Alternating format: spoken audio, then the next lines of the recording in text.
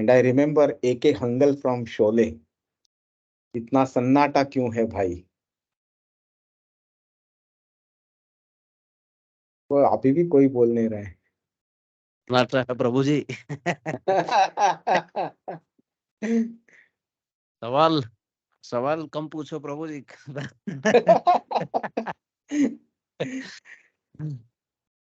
Anybody, whatever comes to your mind. Say, let's do one thing today. Let's not take up any new verse. Let's just do a recap of whatever we have studied so far. Huh? Yes, Prabhu ji.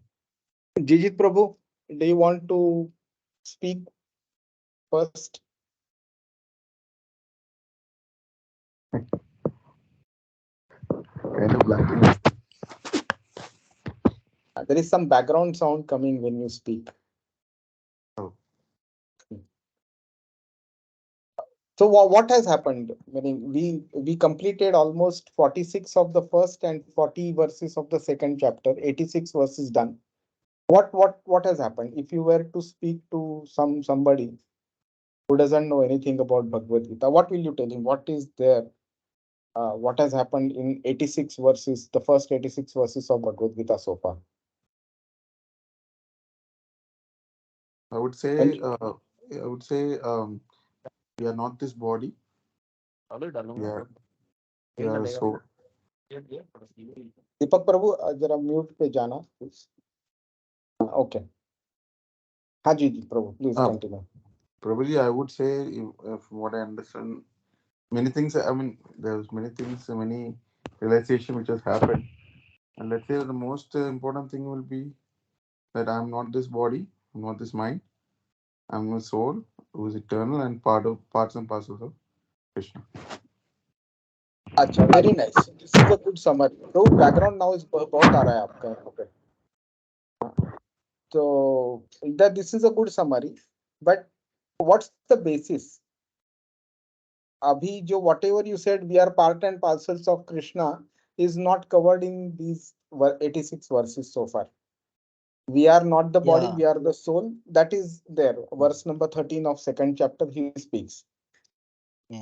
So kya ho gaya hai, or what else has happened? So as per my understanding, Sachin Prabhu, in these two chapters, basically Bhagavan Lord Krishna is enlightening Arjun, saying what is kartavya, what is karma for you, what is the duty for you, for you in this world, and what you have to do and what you need to achieve. So that those information that Bhagavan Sri Krishna is sharing with Arjuna and teaching him.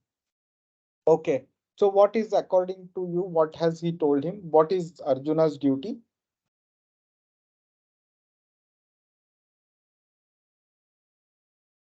His duty is to save the world in a different way, right? I mean, to fight with the wrong person, to fight with, although they are your brothers, but still you need to fight because that is what you are born for that. I mean, that is your duty. So we cannot ignore that part.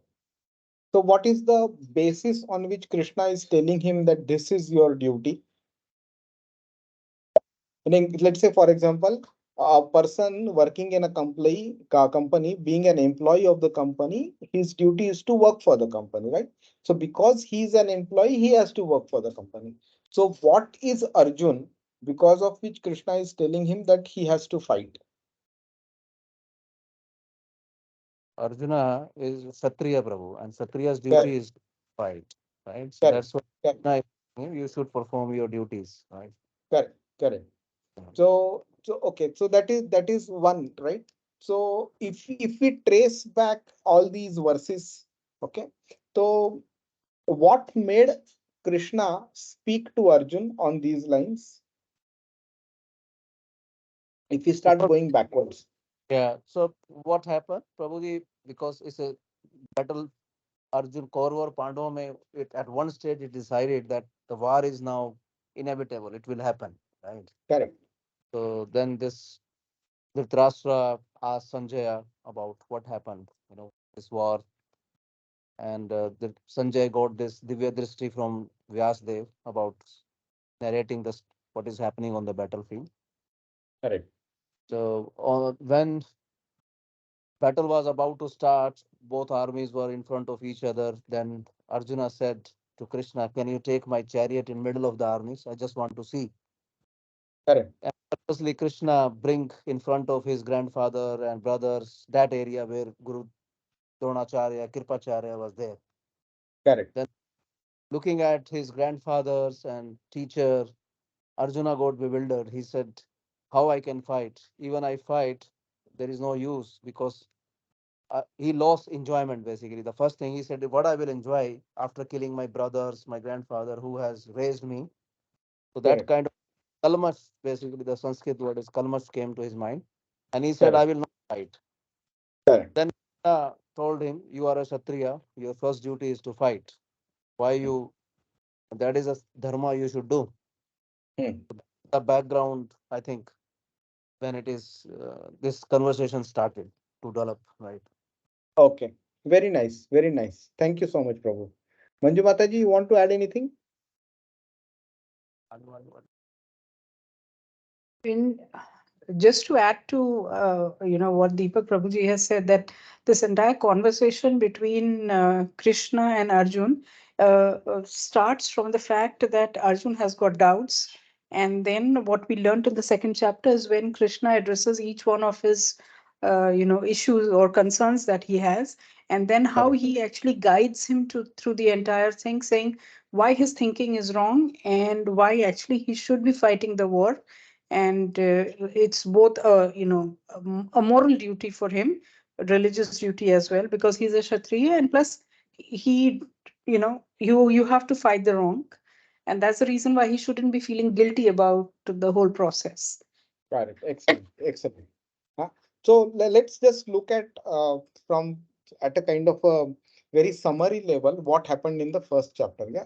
So after Sanjay described what is happening on the battlefield in terms of the way both the armies were organized. Okay. So then he spoke about the conch shells being blown, the various generals, commanders from both the armies, and he reached a point where he started describing Krishna, Arjun, their chariot, the Hanuman is seated on the chariot, and various signs which actually denote, indicate the victory of Pandavas. Right now, until verse number 20, this has happened.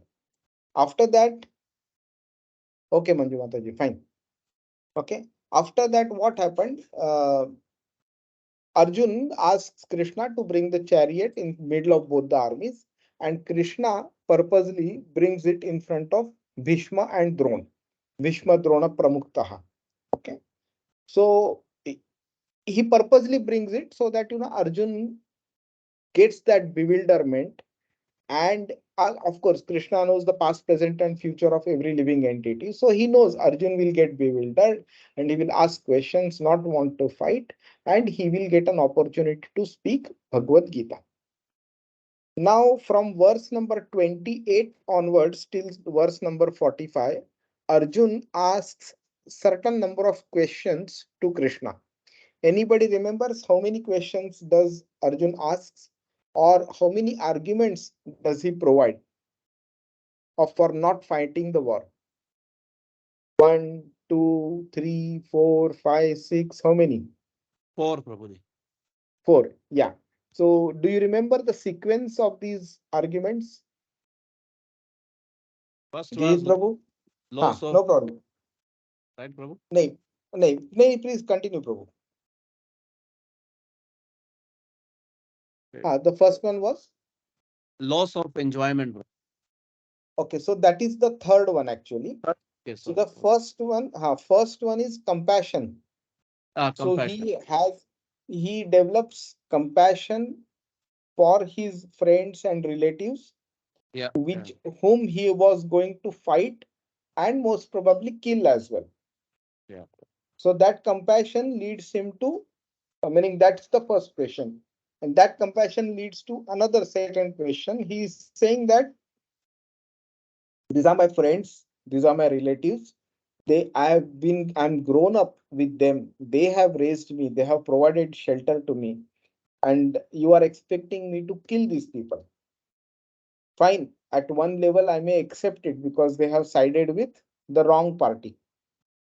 But this is going to incur me sins, which is his second argument. So the fear of sinful reaction for the killing of his friends and relatives, he doesn't want to fight. Now he is extending that reason further into the third reason to say that, meaning sin तो लगेगा मुझे, but मुझे फायदा भी कुछ नहीं है. Let's say, for example, if I were to steal 1 million dirhams from somebody, I might incur sin, but at least I will enjoy that 1 million dirhams. यहाँ पे he is saying that you are forcing me to do something which I do not want to do. That something is forcing me to kill somebody who are very dear to me. उनको किल तो करना है, उससे पाप जो लगेगा वो मुझे लगने वाला है, तुम्हें कुछ पाप नहीं लगेगा. पाप तो लगेगा लगेगा, मुझे कुछ फायदा भी नहीं होगा उससे. No enjoyment am I going to gate.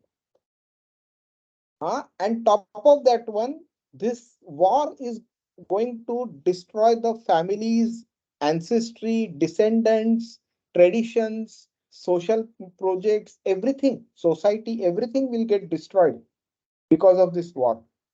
So he is saying that from every perspective, if I analyze the war, it is a lose-lose situation. Okay. So is it clear so far? Any questions here? No problem. Yes, clear. No, it's okay. All Fine. clear. Yeah. So now at the verse 46, what Sanjay tells Krishna, Dhritarashtra, that Arjun has Rathopastha Upavishat. He has sat down on his chariot, okay, keeping aside his Gandiva bow. Now that marks the end of the first chapter. ठीक है. Second chapter जब चालू होता है तो again Sanjay starts the first verse. He is saying after that what happened? Tam tatha krupaya vishtam. Krupaya meaning compassion, mercy. Okay. So we took this particular point, we discussed about it. We said that many people say that Arjun was afraid. He was a coward. That's why he wanted to run away from the war. But the people who saw Arjun, especially Sanjay, yeah, Sanjay was from the Kaurava party. But Sanjay himself is saying that Arjun was Krupaya Paraya Vishtam. He is saying he was overwhelmed with compassion. That's why he was crying. So he was not a coward, because of which he was crying or because of which he wanted to run away. Now, this point is important to understand because based on this, we will understand few other verses also, starting from verse number 31. So when he says this, he says after this, Madhusudan started speaking. Why Madhusudan? Because the name Madhusudan indicates the person who killed the demon Madhu is now speaking, which means the way he killed the demon Madhu, similarly, he will kill the thoughts, demon-like thoughts that have come in Arjuna's mind. Krishna will kill them now.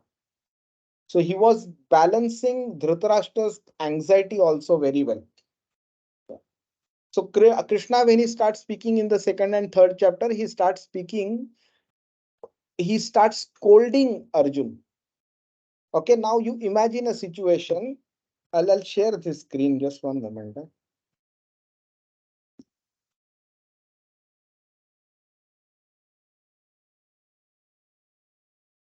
Yeah.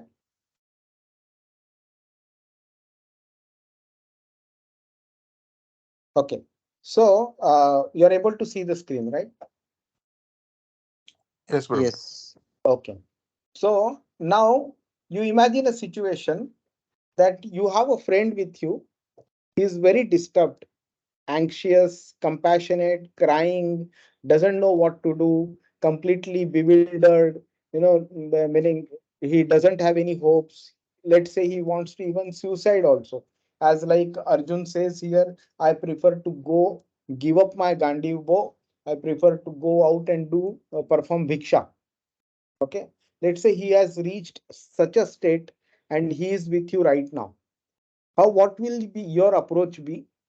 You will try to console him, keep a hand on his shoulders, pat on his back, hug him, give him moral, verbal, financial, whatever support is required, yeah, and you will ensure that he comes back to normal, right? You imagine if Krishna is your friend, okay? What Krishna says, my dear Arjun, how have these impurities come upon you? They are not at all befitting a man who knows the value of life. They need lead not to higher planets, but to infamy. Okay, so he's not consoling him. He is in fact scolding him. And look at the next statement. Do not yield to this degrading impotence. Impotence, klaibya is the word he uses. A impotent person कौन होता है पता है, right? You all know. And he is using such word for a great fighter like Arjun. It does not become you. Give up such petty weakness of heart and arise. Weakness of heart, he's saying. So, what is Krishna doing? He doesn't console him. He doesn't pat his back. He doesn't hug him.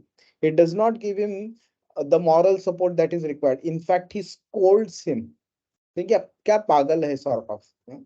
So at this point of time, what will happen?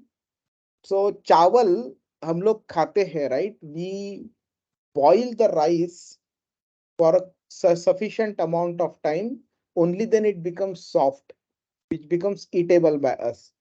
Let's say you keep that rice for say half an hour in just hot water, but you don't boil it. क्या होगा उसका?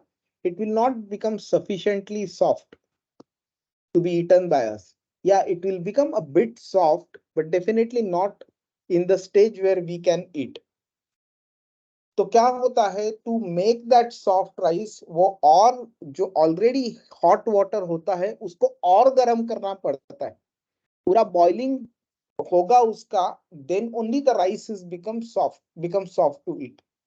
इधर भगवान यही कर रहे हैं कि अर्जुन के मन में जो भी है, he has been able to blurt it out, but that final stuff is not coming out, that I do not want to fight, I surrender to you, please guide me so that I can speak Bhagavad Gita. That has still not come out, and that is what Krishna wants to take out, extract it from Arjun, because of which वो उसको और गर्म पानी को और गर्म कर रहा है. And then immediately Arjun का reaction से, how can I counter attack? A rhetorical. तो जब कोई गुस्सा हो जाता है तो कैसा फट से बाहर आता है, कैसे करूं मैं, how am I suppose to do it, how can I counter attack with arrows in battle, men like Bhishma and Drona who are worthy of my worship. Yeah, so this is the second, the next argument he is now preparing the background for it. Now he says it would be better to live in this world by begging than to live at the cost of the lives of the great souls who are my teachers. Okay, so Bhishma taught him, Dronacharya taught him, Krupacharya taught him, they gave him good sanskar, they raised him, they protected him. Huh? Despite that, he is now standing in front of them to kill them. Even though desiring worldly gain, they are superiors. Meaning he acknowledges that because they had some material reason because of which they sided with Kauravas, they still are his superiors. If they are killed, everything we enjoy will be tainted with blood. Okay? Now he starts speaking about his fifth argument. He is saying that I have done my complete analysis of why I should not fight. At the end of the first chapter, he even says that I do not want to fight. He sits down on the chariot. Okay. But still, he knows he has no escape route. He knows he cannot avoid fighting. But he also knows he doesn't want to fight. So Abhi now he is saying, now do we know which is better, conquering them or being conquered by them? If we kill the sons of Dhritarashtra, we should not care to live. Yet they are standing before us. And now the final stuff is coming here. Yeah, these two verses are important. Now I am confused about my duty and have lost all my composure. I meaning that means he's saying I do not know what I'm supposed to do. Fight or do not fight, which is what he has spoken in the previous verse. Why does he say that? Okay, so if he fights, then there are two probabilities. He can win, which means he will have to kill his superiors, which he doesn't want to do. If he fights, he can lose as well. So Pandavas can get killed, which also he doesn't want to do. Okay, if it doesn't fight, then that means he can go for begging, which also he knows that's not possible. Being a kshatriya is not supposed to beg. He can run away from the battlefield, but that he doesn't want to do. He is not a coward. He can expect that the war will not happen at all, but that also is not possible. Or both the armies have come on the battlefield. And then the last probability is a peace treaty. But he knows that also is not possible. All the various proposals and efforts for peace were rejected by Duryodhan previously. So now all the various probabilities that he was able to think of, he knows none of these probabilities is possible. So that's why he is saying, I am confused. I do not know what to do. Fine. And now his situation is such that now Sanjay starts speaking. Okay. In this particular verse, okay, we didn't read this one. Now I'm confused about my duty and I've lost all composure because of miserly weakness. In this condition, I'm asking you to tell me for certain what is best for me. Okay. He surrenders himself to Krishna, accepts Krishna as his teacher, and surrenders himself to Krishna as his disciple. Now I'm your disciple and the soul surrendered to you. Please instruct me. So the good qualities of Arjun can be seen in this verse. Firstly, accepting that we have a problem. So he also admits he is incapable of coming up with a solution for this problem. And thirdly, he surrenders to the Guru. Okay. And that is what is supposed to be done, which is exactly what Arjun is teaching us here.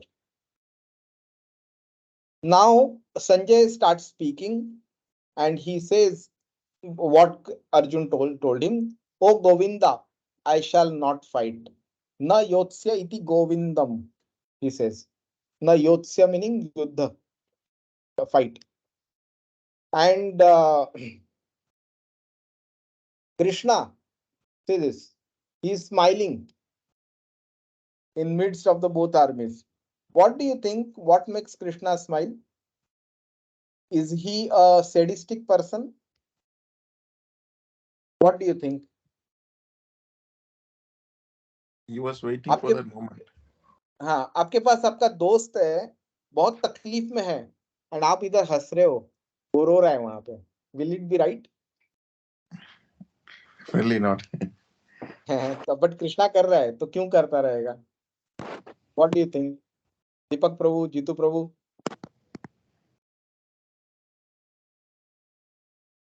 नहीं, try तो करो.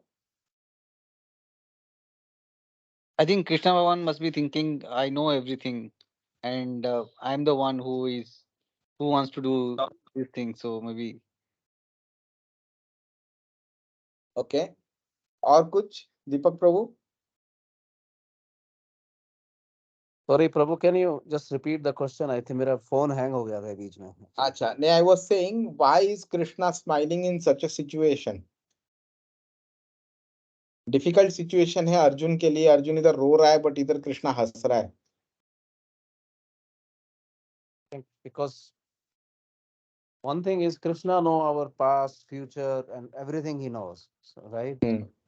So for any problem for us could be a big, but for him these are not real problems. So what Arjuna was in that situation.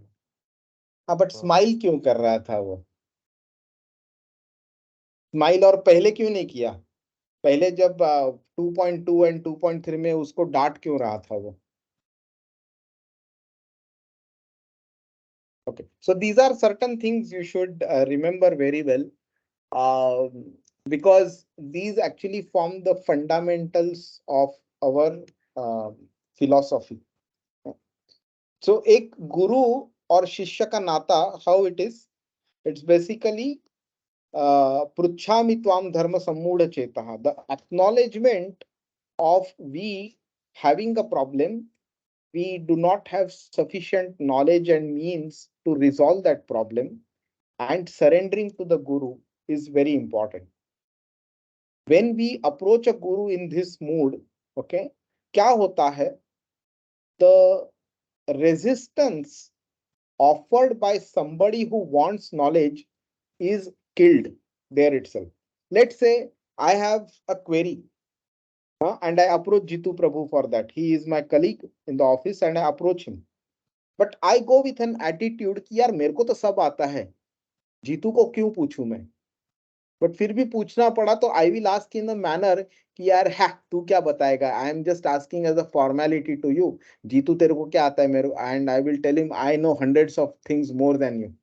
What will happen, how will Jeetu find my approach, he will say कि boss इसको क्यों बताऊं मैं, because ये इतना egoistic है, whatever solution whatever suggestion I give he is going to ignore it, he is not going to apply. तो उसके उसमें जीतू क्या बोलेगा, भाड़ में जाओ, don't come to me, you do whatever you want, right? But if I approach in a very humble manner to Jitu and tell him, Jitu, I'm really stuck in so and so problem, I tried this so and so method but I'm unable to think forward, it's not working, could you please help me? So now in this approach, with this approach, how will Jitu help me? He'll be very happy to help me, right? So in both the scenarios, the only difference that has happened is I have kept my ego aside and I have humbly approached Jitu. So the same thing has happened here. If Krishna wanted, he could have started Bhagavad Gita in 2.2, 2.3. But until then, Arjun had not surrendered to Krishna. If had he surrendered, then the probability of he accepting Krishna's advice is very high.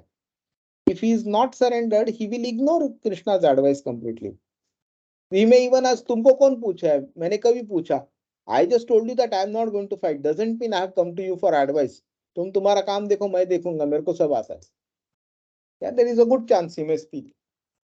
So what has happened, Arjun's approach attitude has opened the doors for Krishna to speak Bhagavad Gita. And while learning this particular verse, we took an example of a doctor. If a patient approaches a doctor's and the patient does all the diagnosis and even tells the doctor what medicines to prescribe, doctor क्या करेगा, उतना वो medicine दे देगा और बोलेगा तुमको जो करना है करो.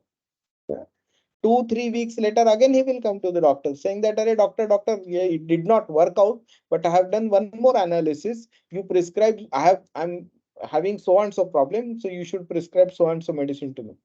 Again, the doctor will prescribe the new set of medicines. Again, 2-3 weeks later, he will come and say, doctor, I'm sorry. I tried all my diagnosis levels, but I could not succeed. My medicines are also not working. Please guide me and please diagnose and cure me.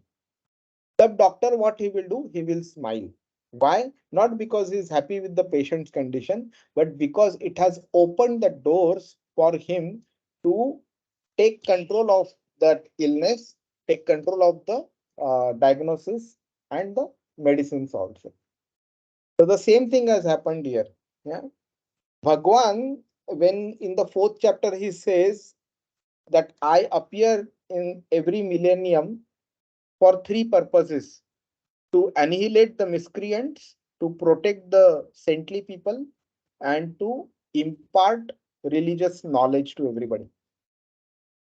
So killing of Kauravas and various other demons had happened so far, right? So Kauravas would get killed anyway. Protection of Pandavas and protection of other saintly people, even that was imminent. That would happen with the war, and it happened previously also. What was pending was Bhagavad Gita, which Krishna got an opportunity to speak about. That's why he is smiling. Okay. Now let's move on to the next verse. So what has happened? Arjun has asked the first question about compassion for the material bodies of the friends and relatives on either side. So Krishna is going in that sequence and he's answering one question at a time.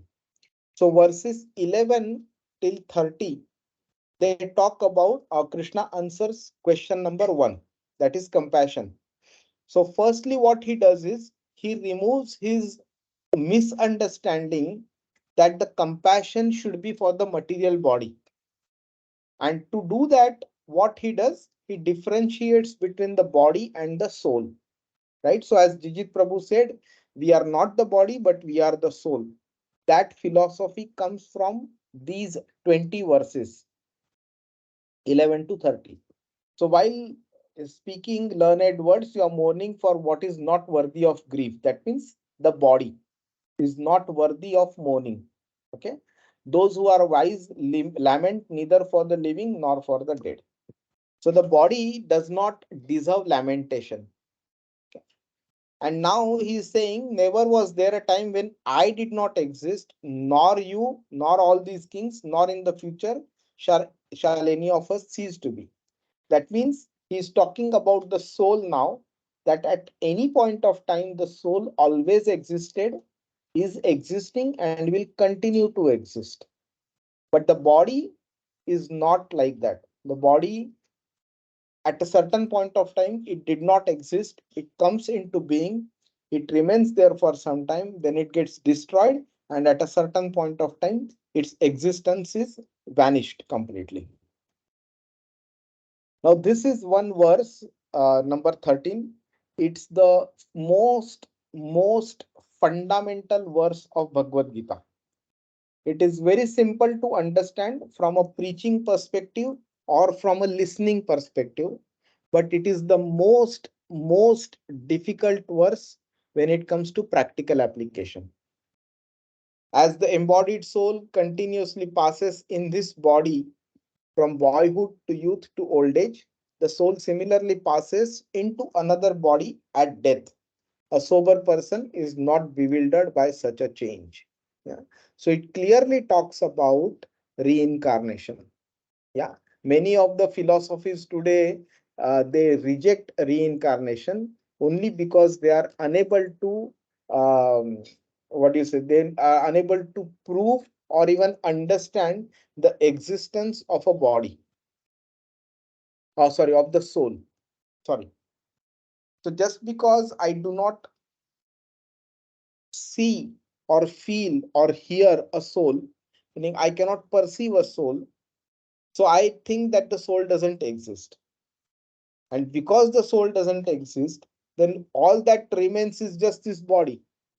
So at a certain point, the body did not exist. And after the death, the body will be cremated. So body will cease to exist. So that means something which has a beginning and an end in this life itself. How can you term this as reincarnation? So soul does not exist, so no in reincarnation, and body dies, comes into being and dies, and comes into being and dies. So that means there is no reincarnation. So that means there is no reincarnation at all. That is their philosophy.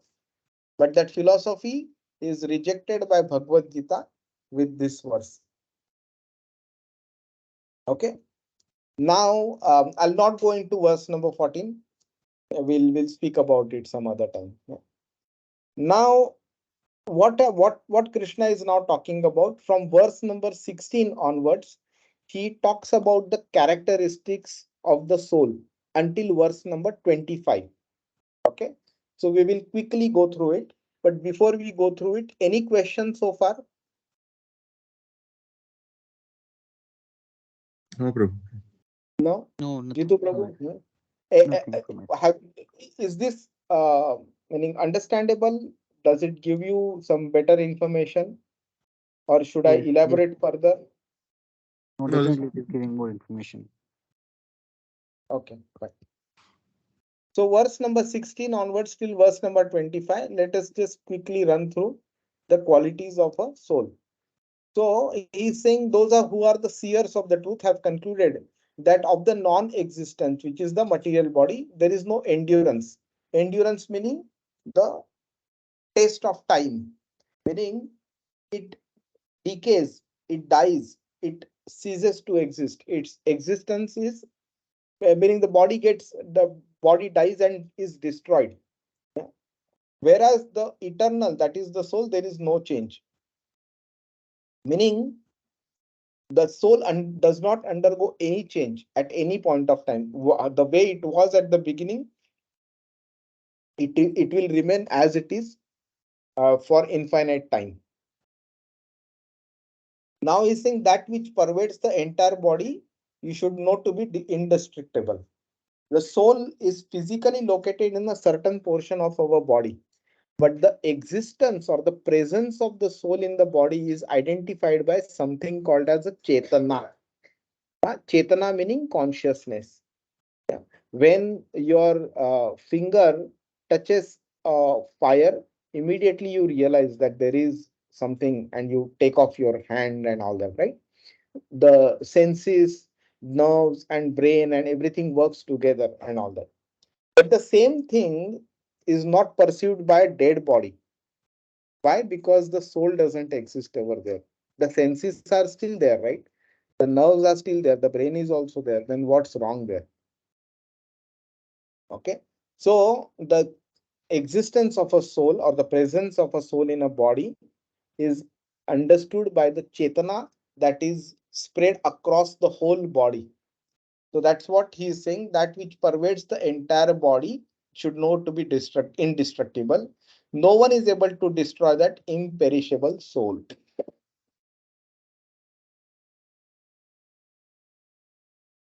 The material body of the indestructible, immeasurable, and eternal living entity sure to come to an end. Okay. Now another three more characteristics. Indestructible, one. Immeasurable, you cannot measure, it is so tiny. And eternal, that means there is no beginning, there is no end. That means it doesn't die, it's not come into being also. It has always been there and it will always remain there.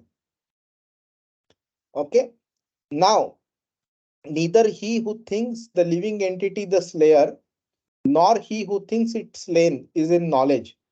For the self slays not, nor is slain. The most simple verse and translation to understand, isn't it? Who wants to explain this? If it is simple, what do you think? What is the meaning? Yeah, सब लोग चुप है. Okay, so there are two people Krishna is talking here. Okay, so one who thinks that one who is the living entity. Okay, that is the soul. Okay, the soul is not the slayer. That means the soul cannot kill anybody. Okay, nor he who thinks it slain. That means the soul cannot be killed also. Okay, so that the soul can kill, one thinks that the soul can get killed. Krishna is saying neither he, the first person, who thinks that the living entity is the slayer, that means the killer. Okay, so the one who thinks that the living entity, the soul can kill somebody, or the one who thinks that the soul can get killed, both of them, he is saying, are not in knowledge. Okay, so both of them have poor knowledge because the soul cannot kill anything and the soul cannot get killed by anything. Why? Because the self slays not nor is slain. That means the soul does not kill anybody nor can get killed. That is the real knowledge. For the soul, there is neither birth nor death at any time. Simple. He had mentioned eternal here. Yeah. And he is elaborating that here. He has not come into being. He has always been there. Does not come into being and will not come into being. He is unborn, eternal, ever existing, and primeval. He is not slain when the body is slain. Okay. Now, now he takes that at another level from this verse onwards. How can a person who knows that the soul is indestructible, eternal, unborn, and immutable kill anyone or cause anyone to kill? So by now, what has Krishna done? He has confirmed body is destructible, soul is indestructible. He has also confirmed body can be killed, soul cannot be killed. Okay. He has also confirmed that a body can kill a body, but a body cannot kill a soul. A soul cannot kill a body, a soul cannot kill a soul. All four possibilities. Now he is saying when, how can a person, he is using that for himself.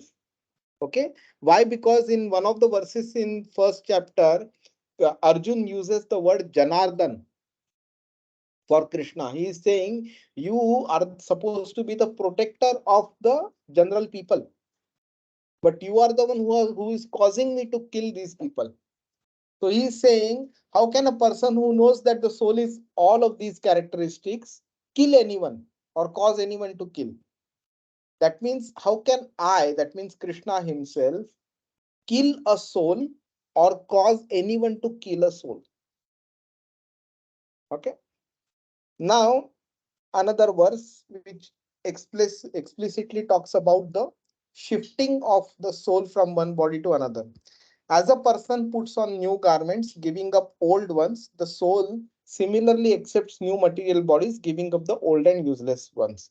The reason why garment is mentioned here is because we change clothes on a daily basis, right? We do not feel sad about changing the clothes. Oh, my so nice clothes, I have put it for washing. And now I will not be able to see it for one day. We don't cry about it. या अगर कोई shirt फट गई, pant फट गई, फेंक दिया हम लोग ने, तो we don't lament about it, right? तो फेंक दिया उसको, फर्क फर्क नहीं पड़ता. So he is saying that when the body is useless, the body has to be given up, and you should not lament on that body just the way you do not lament for old clothes. Okay. Now these 2-3 verses talk few other qualities. The soul can never be cut to pieces by weapon, nor burnt by fire, nor moistened by water, nor withered by the wind. Why these four elements are talked about? Because they are part of the Pancha Mahabhuta. Okay, earth, water, fire, air, ether. Okay, weapons are made up of earth also, not just earth, but earth primarily, fire, water, and air. He is saying that these elements, they themselves cannot harm the soul, let alone the weapons created out of these elements. So he is saying that the material aspect of the material world is inferior to the superior soul. So the superior soul cannot be impacted by the inferior matter. कुछ नहीं कर सकते matter को. Matter cannot do anything to the soul. The soul is unbreakable, insoluble, cannot be burnt, cannot be dried, everlasting, present everywhere, unchangeable, that way. Okay. Soul is invisible, inconceivable, immutable. You should not grieve for the body. So this marks the first part of the answer of the first question. What is that first part? He has taken the perspective of the soul is indestructible and body is destructible. Okay. Now he takes the second probability from 26 verse. If, however, you think that the soul will always be born and die forever. Okay, तो पहला probability क्या था? We know, right? Arjun also knows, we also know the body is destructible. Body comes into being, body, his body ends also. So the janam, mrityu and all that continuously happens. So there is no need for talking about a probability that a body is eternal. That's not required.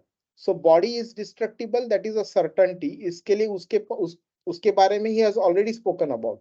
Now then the only probability remains is that soul may not be eternal. So he is saying if you assume that the soul will be born and die as well, you still have no reason to lament. Why? Because one who has taken his birth is sure to die, and after death, one is sure to take birth again. So, if that soul is coming into being and dying and again coming into being, and this cycle is going on and on, what is the reason for lamenting? So, he's saying you have an unavoidable discharge of duty, you should not lament. Okay. Now, this is something which may be a bit difficult for you to understand at this stage of Bhagavad Gita. So, we will skip this particular portion. We will speak about this, especially when we come into the 8th chapter and even 9th chapter. Okay. Okay. This one also is more again, metaphorically, he is talking about the people who look at the soul, meaning understand about the soul, speak about the soul, or hear about the soul, they find it amazing. But still, there is a certain set of people who, despite hearing about him, cannot understand at all. And that is why you can see in the society today that there is a certain section of people whom who do not understand anything about reincarnation. And you try to explain them, they will find it still difficult to understand. Now, this particular verse, verse number 30, it concludes the answer to question number 1. Is saying, he who dwells in the body can never be slain. You need not grieve for any living being. Is there any question so far? Answer to question number 1 is over. No problem. Anybody? Any question? Jitu Prabhu, Deepak Prabhu, कोई question है? नहीं? नहीं sir मेरे तरफ से कोई नहीं. Okay. So now he starts answering question number 2 and question number 3. Question number 2 क्या था? Sinful reactions and loss of enjoyment. Okay. So let's see what Krishna answers. He is saying, considering your specific duty as a Kshatriya, you should know that there is no better engagement for you than fighting on religious principles. Okay. So this is clear now that is Arjun is a Kshatriya. His duty is to perform the responsibilities of a Kshatriya. And if he does that, Krishna is saying that this is a better engagement for him because he is fighting on religious principles. Okay. Now he is saying that those Kshatriyas, they look out for such fighting opportunities and they are happy when they get such opportunities. Why? Because it opens the door of heavenly planets for them. Why does it happen? Because of two reasons. One is, firstly, the war was fought on a place, a battlefield, which was a very pious place, a place of pilgrimage. Dharma Kshetre, Kurukshetre. Okay, and the history of that place is such that Vishnu had given a boon to the king named as Kuru. The Kaurav clan came from the king Kuru. He had given a boon to him saying that whoever dies while fighting on this battlefield on Kurukshetra will attain Swarga. So he's saying the doors of these heavenly planets are open for them. So these Kshatriyas are very happy about it. So now he is saying, now you have two options. He's saying you can perform your religious duty, which is according to the religious principles, which is a better engagement for you, or you can ignore it. You need not. But he is saying, if you do not perform your religious duty of fighting, you will certainly incur sins. Why? Because you are neglecting your duties. And on top of that one, you will lose your reputation as a fighter. How do we understand this verse? If a policeman is seeing a strong person beating a weak person, he has two options. He can uh, stop that strong person from beating that second person. Basically, he can intervene and close that fight, or he can, as a bystander, he can take a chair, sit easily, and just observe the fight. What do you expect as a policeman, meaning as a general public, that a policeman should do? You would expect him to get in, stop the fight. protect that weak person, right? But if the policeman doesn't do it, stating that I am not the one who initiated this fight, why should I go and risk my life? Then that is actually incorrect duty that he is performing. He is liable for punishment. So similarly, when a kshatriya has been given certain powers and the skills, the martial arts skills, okay, he is supposed to employ them to protect the weak people. If he doesn't, then he will incur sins. Okay. Now, why this point is important? Because Arjun had said that I will incur sinful reactions for killing the people. What Krishna is saying? No, not by killing the people, but by not killing the people, not fighting, you will incur sins. So you see, the first question, the argument was given back to Arjun. Arjun, both his probabilities were answered. The second question is loss, sinful reactions. Arjun Krishna is telling by not by fighting, but by not fighting, you will incur sins. Okay. Then, as a byproduct of that, what will happen? People will speak of your infamy, and for a respectable person, dishonor is worse than death. Okay. Now, another stuff, loss of enjoyment. Okay. How it impacts him? Because he will always feel bad whenever he remembers that he left the battlefield, okay, without fighting. People will also remember, people will speak very bad words for him that will hurt him a lot. And then what will happen?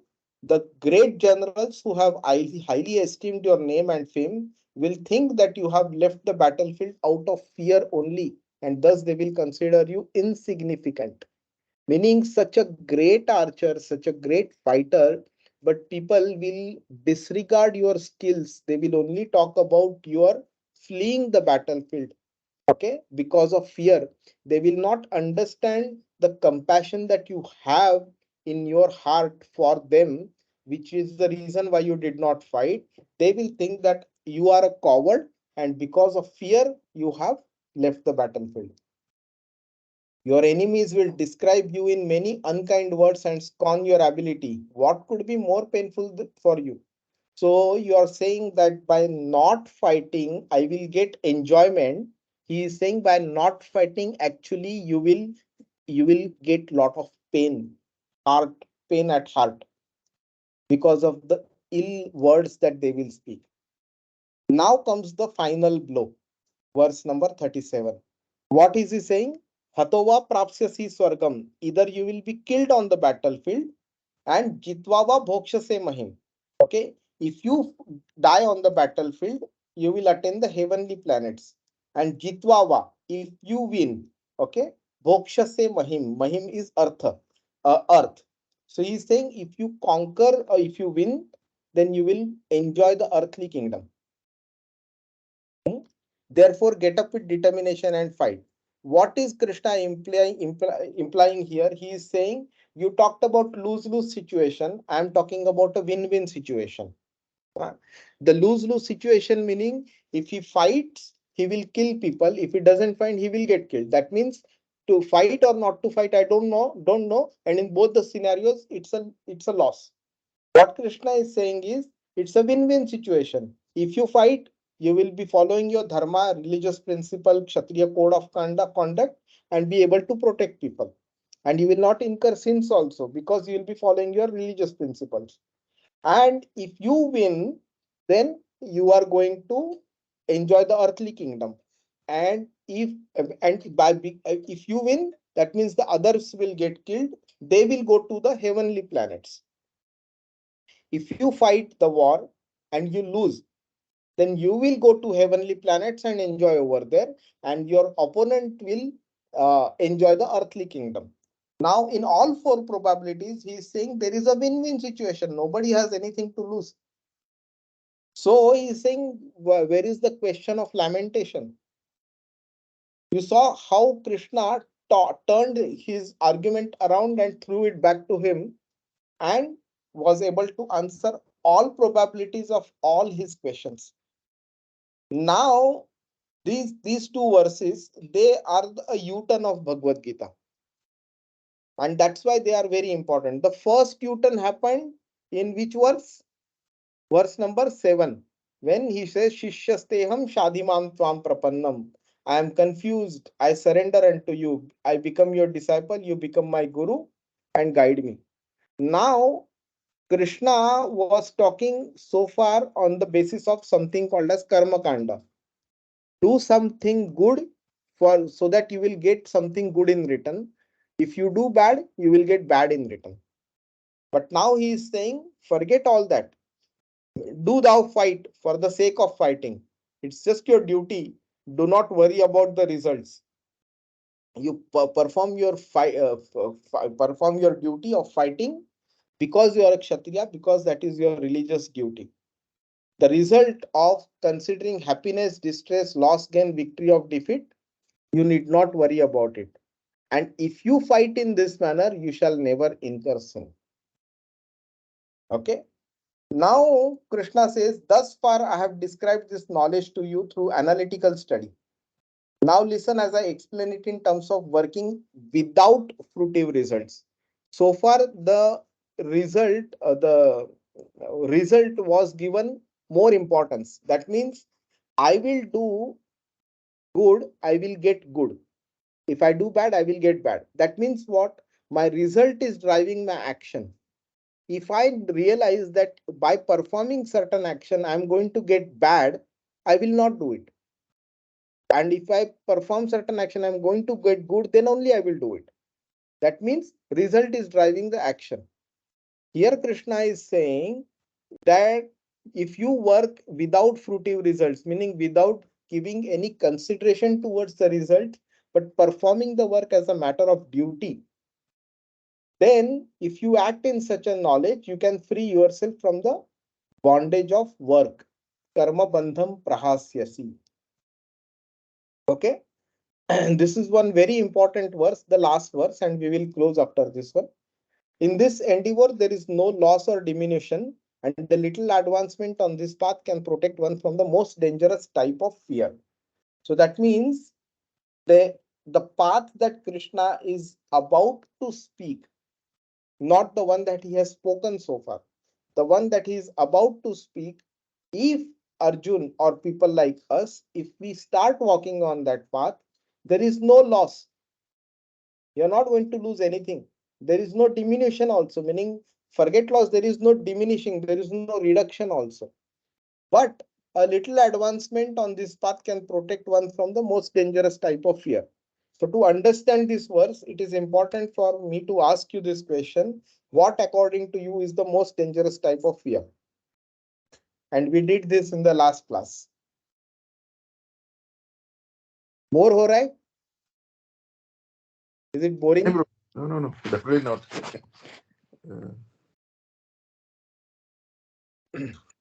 So Jijit Prabhu, what according to you is the most dangerous type of fear?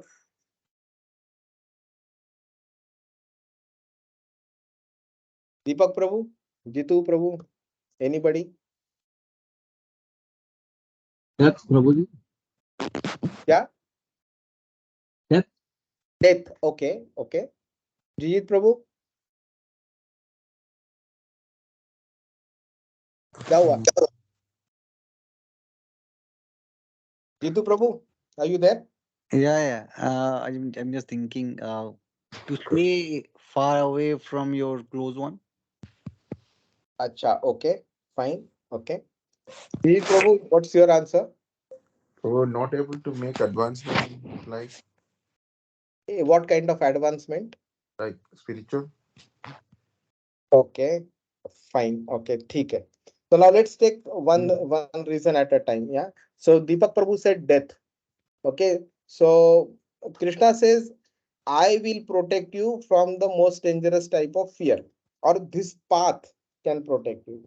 So is there any person who is walking on this path on this earth? Definitely, right? On the path of Bhagavad Gita, many people are walking. Have they been able to overcome death? Is there any person whom you have seen living for 400, 500 years? No, Prabhu. That means death to aayega hi na. I So that means it is not that this type of danger that Krishna is talking about. Correct? People are walking on the path of Bhagavad Gita, but the same people are dying as well, right? Prabhupada, who founded ISKCON and set up so many temples, even he gave up his body. Correct? So Krishna, does it mean that Krishna did not protect him?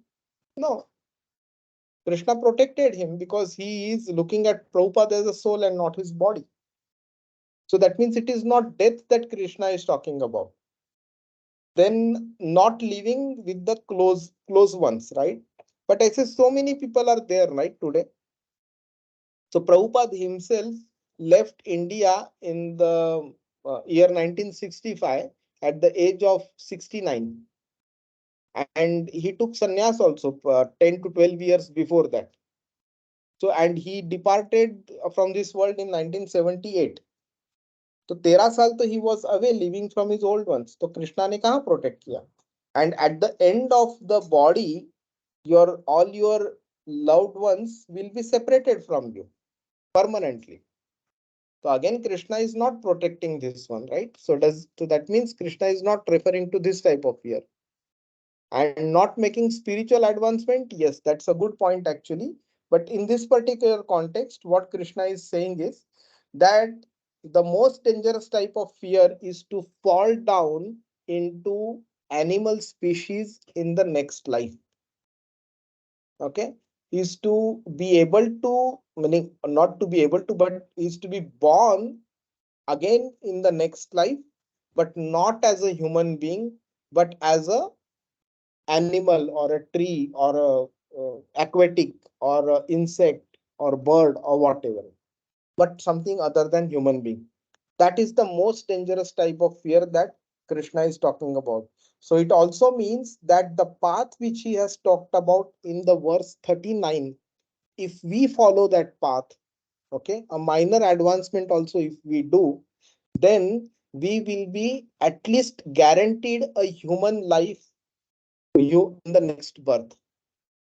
And then how we utilize that birth, how we utilize the current birth, it's up to us. But if we utilize it in the right manner, we are guaranteed to get at least a human body in the next birth, which will help us walk even more towards Krishna and get rid of this cycle of birth and death. That is what Krishna is assuring us here. Hare Krishna. Any questions? नहीं? That's from my side. Okay, तो अभी आपने सवाल नहीं पूछा, next week मैं आपको सवाल पूछूंगा फिर. Okay. Okay. Okay. Oh, fine then. So let's I will upload this recording anyway on YouTube also. So if you want, you can go through it again. But let's meet next week then. Hare Krishna. Thank you so much. Hare Krishna. Hare Thank you so Krishna. much. Thank you, Hare Prabhu. Krishna. Hare Thank you. Krishna. Thank you. Thank you.